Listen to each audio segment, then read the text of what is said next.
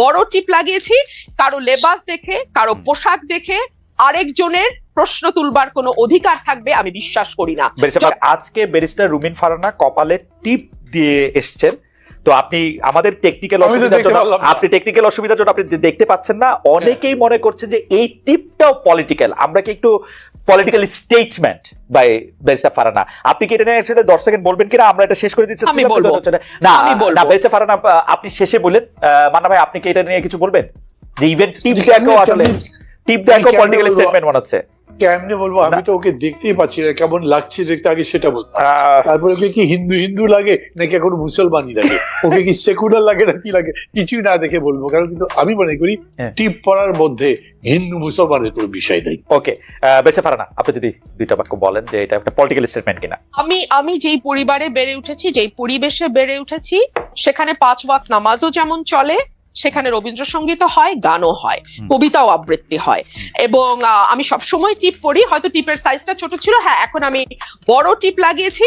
এটা যদি আপনি মনে করেন পলিটিক্যাল কোনো বিষয় ভাবতে পারেন, তবে হ্যাঁ একটা মেসেজ তো আমি দিতেই চাই যে নতুন বাংলাদেশে কারো লেবাস দেখে, কারো পোশাক দেখে আরেকজনের প্রশ্ন তুলবার কোনো অধিকার থাকবে আমি বিশ্বাস করি না।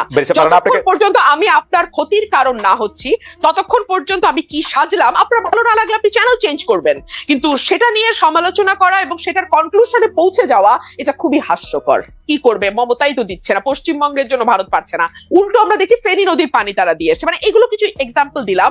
এই জায়গাগুলোতে আমার মনে হচ্ছে অ্যাটলিস্ট সরকার চোখে চোখ রেখে কথা বলছে। এবং দেখুন, প্রণয় বার্মাকে ডেকে আনা, তলব করা, সাদা বাংলায় তলব করা, এটা কিন্তু আমরা এত বছর এভাবে তলব করার কালচার দেখি নাই। এটাতে যে খুব মহাভারত উল্টে যাবে কিংবা বিরাট কোনো বিপ্লব হয়ে গেল, নো। কিন্তু আমার তো একটা সত্তা আছে, স্বাধীন সত্তা, সেই সত্তাটা এবং বাংলাদেশের নাগরিক হিসেবে, একটা সার্বভৌম দেশের নাগরিক হিসেবে তো আমার কিছু চাওয়া, কিছু সম্মান আছে, তাই না? সেই জায়গাটাতে আমি উজ্জীবিত হই, সেই জায়গাটাতে আমি একটা স্পিরিট খুঁজে পাই, এইটুকুই।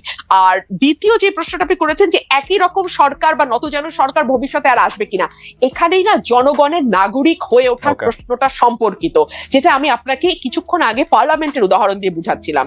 এদেশের মানুষ যেমন মনে করে এমপির কাজ কালভার্টার ব্রিজ বানানো আর 20% সেখান থেকে পকেটে ঢুকানো, একইভাবে মানুষ মনে করে তারা এই দেশের নাগরিক না। মানুষ মনে করে যে তারা এই দেশে আছে প্রজার মতন, এই জন্য তারা ট্যাক্স দিতে চায় না। খেয়াল করবেন, এই দেশে কিন্তু কর জিডিপির অনুপাত সবচেয়ে নিচে, কারণ সে মনে করে ট্যাক্স দিয়ে আমার লাভ, ওই টাকাটাই গচ্চা, আমি তো কোনো সেবা পাবো না।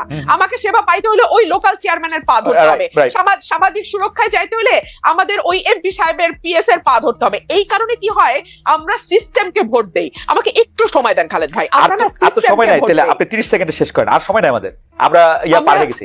জি, আমরা